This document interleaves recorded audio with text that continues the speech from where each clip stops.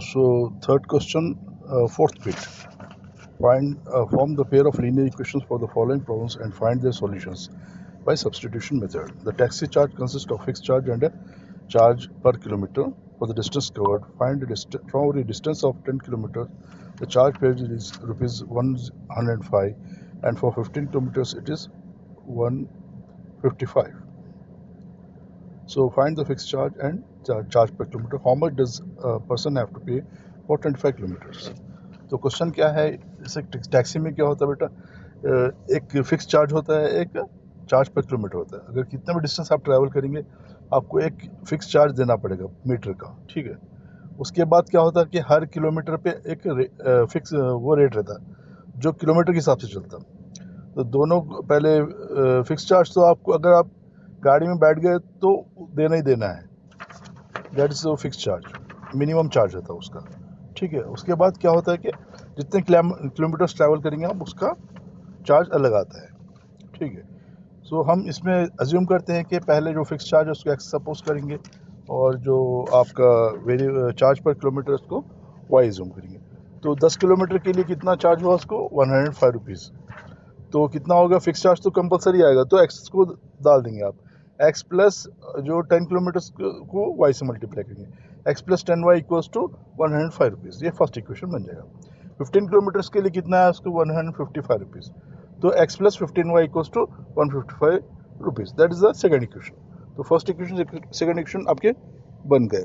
अब इसमें क्या करना है आपको, इसमें कोई भी एक इक्वेशन में से आप क्या करेंगे, एक्स को या वाई को सेपरेट करके उसकी वैल्यू हम इक्वेशन में सब्स्टिट्यूट करेंगे। तो अब इसमें क्या करेंगे हम, फर्स्ट इक्वेशन में लेते हैं।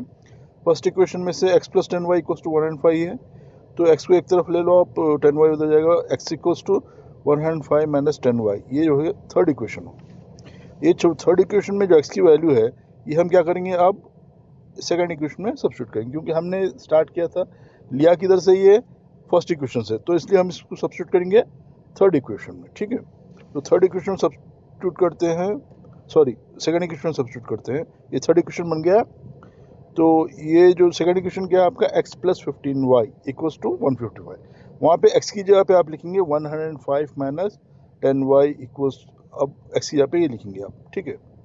तो लिखिए आप एक्स की जगह पे 105 minus 10y plus 15y equals to 155। और ये माइनस 10 और प्लस 15 था, पहले से था वहाँ पे, तो माइनस 10y प्लस 15y कितना हो गया, 15 में से 10 निकल गया, 5y बच गया, और ये क्या था 105 प्लस 5y इक्वल्स टू 155 हो जाएगा, ठीक है। अब 5y को एक तरफ रखो, वो जो नंबर है उसको दूसरी तरफ ले जाओ, क्योंकि दोनों नंबर एक तरफ हो जाएंगे, ठीक है। तो 5y इक्वल्स टू 155 माइनस 105, 155 में से 105 निकाले कितना होगा आपका 50 rupees. So 5y equals to 50, y equals to 50 divide by 5, y की वैल्यू आ गई 10। अब ये y की वैल्यू क्या करेंगे आप, थर्ड इक्वेशन सब्स्टिट्यूट करेंगे। थर्ड इक्वेशन क्या था आपका, x equals to 105 minus 10y, तो उसमें आप सब्स्टिट्यूट करेंगे y की जगह पे 10, तो x equals to 105 minus 10 into 10, 105 minus 10 into 10 कितना होता है 100, 105 में से 100 निकाल दिए तो बचेगा कितना 5 रुपीज़। ये हो गया x की वैल्यू, x की वैल्यू हो गया आपकी 5 रुपीज़। अब x की वैल्यू आ गई आपको, y की वैल्यू आ गई। x क्या है आपका फिक्स चार्ज है, y क्या है चार्ज पर किलोमीटर, तो उसका अब 25 किलोमीटर जाना कितना होगा, पहले फिक्स चार्ज तो देने पड़ेगा, तो होगा आपका x प्लस 25y, तो 5 प्लस 25 इंटू 10, तो 25 10 कितना 250, 250 प्लस 5 कितना हो गया 255, तो 25 किलोमीटर जाना तो 255 रुपीज़ को देना पड़ेगा। ये आपका सॉल्यूशन हो गया कंप्लीट। तो अब सॉल्व करते हैं बेटा फिफ्थ बिट क्या है, form the pair of linear equations for the following problems and find the solutions by the substitution method. वो एक ही जो है सारे बिट्स में ये आपको करना है, सब्स्टिट्यूशन मेथड से सॉल्व करना है, ठीक है। इक्वेशंस फॉर्म करना है।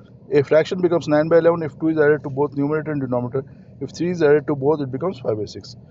तो फ्रैक्शन पता करो बोल रहा है, फ्रैक्शन क्या है उसमें, न्यूमरेटर और डिनोमिनेटर में अगर दोनों में 2 ऐड करेंगे तो 9/11 हो जाएगा, और दोनों में न्यूमरेटर डिनोमिनेटर में 3 ऐड करेंगे तो वो हो जाएगा 5/6। तो हम x को सपोज करते हैं न्यूमरेटर को और डिनोमिनेटर को सपोज करते हैं y, तो ठीक है। तो बनेगा फर्स्ट कंडीशन सबसे x plus 2 by Y plus 2 equals to 9/11, ये पहला हो गया कंडीशन। सेकंड कंडीशन क्या, x plus 3 plus Y by 3 equal to 5/6, ठीक है। अब ये पहले फर्स्ट कंडीशन को थोड़ा सिंप्लीफाई करते हैं, तो इससे हमको लीनियर इक्वेशन आ जाएगी इसकी। तो x plus 2 by Y plus 2 equals to 9 by 11, इसको क्रॉस मल्टीप्लाई करें 11 into X plus 2 equals to Y 9 into Y plus 2। तो 11x plus 22 equals to 9y plus 18, और दोनों को एक तरफ लेकर 11x minus 9y plus 22 minus 18 equals to 0, 11x minus 9y plus 4 equals to 0। ये फर्स्ट इक्वेशन बन गई। सेकंड इक्वेशन क्या थी आपकी?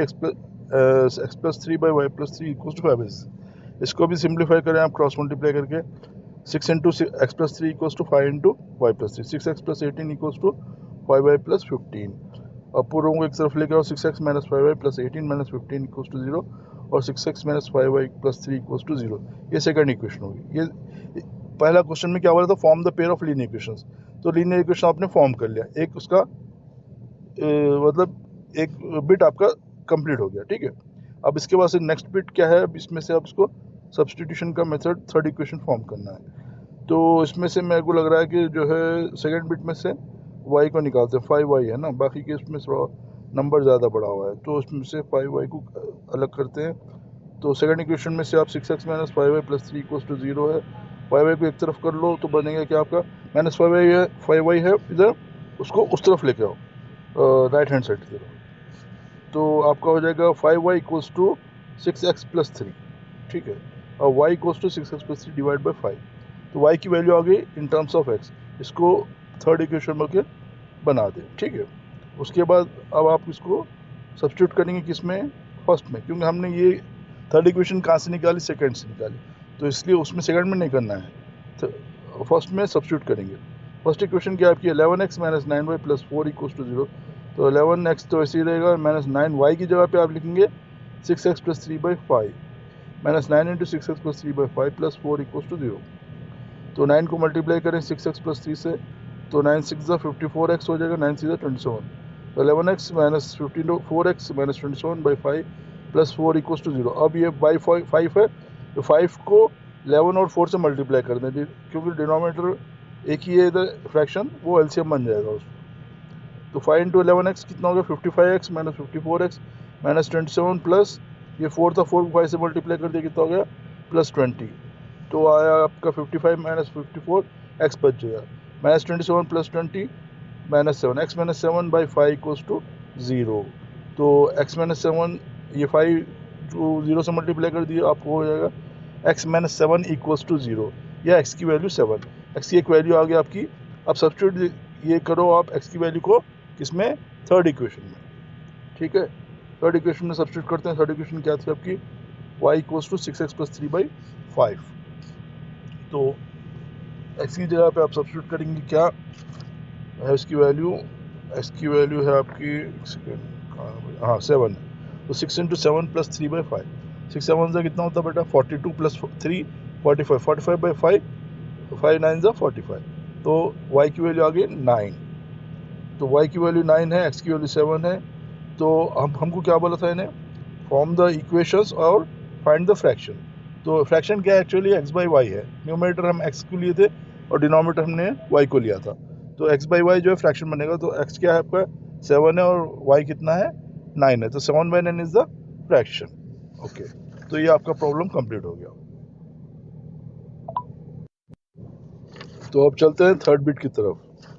थर्ड बिट क्या है? Form the pair of equations and find the solutions by substitution method. 5 years ago, hence age of Jacob will be 3 times that of his son, and 5 years ago Jacob was 7 times that of his son. What are their present ages? तो Jacob एक आदमी है और उसका एक बेटा है बेटा। तो इसमें क्या करना है? 5 साल पहले, 5 साल बाद में जैकब की उम्र क्या होगी? उसके बेटे से 3 टाइम्स हो जाएगी। और 5 साल पहले क्या थी उसकी एज? उसके बेटे से 7 टाइम्स थी। ठीक है, अब सपोज करो ये जैकब की एज x है और बेटे की एज y है। तो 5 साल पहले कितनी होगी उनकी एज? x माइनस 5 और उसकी y माइनस 5 होगी। तो और रिलेशन क्या था 5 साल पहले उनका आपस में? x minus 5 equals to 7 into Y minus 5। और अब 5 साल बाद में क्या रिलेशन आएगा? x plus 5 equals to 3 into Y plus 5। ठीक है, ये दोनों इक्वेशन बनाओ। x plus 5 equals to 3 into Y plus 5। इसको सिंप्लीफाई करें आप, क्या होगा? x plus 5 equals to 3y plus 15, और x minus 3y equals to 15 minus 5 और x minus 3y equals to 10, ये फर्स्ट इक्वेशन बन गई, ठीक है। 5 years एगो पुराने वाले में जाओ, x minus Y equals to 7 into Y minus 5, 7y minus 35 हो जाएगा, x माइनस 5 इक्वल्स टू, और x minus 7y equals to minus 35 plus 5, x minus Y 7y equals to minus 30, ये जो है सेकंड इक्वेशन हो गया। फ्रॉम फर्स्ट इक्वेशन, अब इसमें फर्स्ट इक्वेशन क्या था आपका, x minus 3y equals to 10, तो खाली इसमें क्या करना है, x को आइसोलेट करने के लिए x वही रहेगा, माइनस 3y उधर चलेगा, तो x equals to 10 plus 3y, ये होगा आपका थर्ड इक्वेशन बन गया। अब थर्ड इक्वेशन को आप करेंगे सब किस में सब्स्टिट्यूट, सेकंड में, क्योंकि फर्स्ट से हमने लिया ना, तो सेकंड में सब्स्टिट्यूट करेंगे। सेकंड इक्वेशन में आप क्या सब्स्टिट्यूट करेंगे, x की जगह पे सब्स्टिट्यूट करेंगे 10 प्लस 3y, ठीक है। तो सेकंड इक्वेशन क्या है आपका, x minus 7y equals to minus 30, और x की जगह पे आप लिखेंगे 10 plus 3y minus 7y equals to minus 30, तो 3y माइनस 7y कितना हो गया, minus 4y, 10 minus 4y equals to minus 30, ये 10 उस तरफ जाएगा, माइनस 10 हो जाएगा, minus 4y equals to minus 10 minus 30 minus 10, और 4y equals to minus 4y equals to minus 40, y equals to 40 minus 40 बाई माइनस 4, माइनस माइनस कट गया, y इक्वल्स टू 10, तो y क्या है, बेटे की एज है वो 10 है। अब substituting this in third equation, third equation क्या है, x equals to 10 plus 3y, तो x equals to 10 plus 3 into y कितना है, 10 है, 3 10 30, 30 प्लस 10 40, तो जैकब की एज 40 है, बेटे की एज 10 ईयर्स है। तो इस तरीके से, तो 5 साल के बाद क्या होगी इसकी एज, 45 हो जाएगी, बेटे की कितनी होगी, 15 हो जाएगी, और 15 3 45 हो गया, ठीक है। और 5 साल पहले क्या थी उसकी एज, 35, बेटे की एज कितनी थी, 5 7 35, 7 टाइम्स थी उसकी, ठीक है। तो वेरीफाई भी हो गया इसका।